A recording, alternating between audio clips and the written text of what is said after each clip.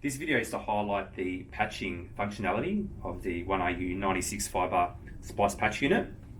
And as you can see, each row is divided into lots of 24 fibres.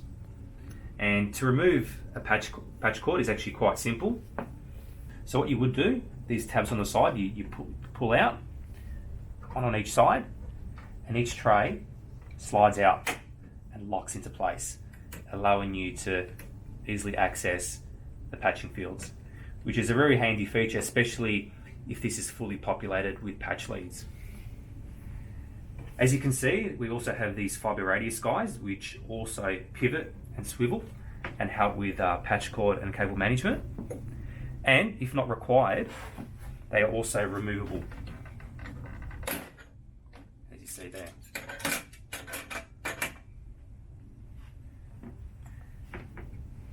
And to lock the patch cord patching field back into place, again, just push those tabs out and simply push back in until it locks in.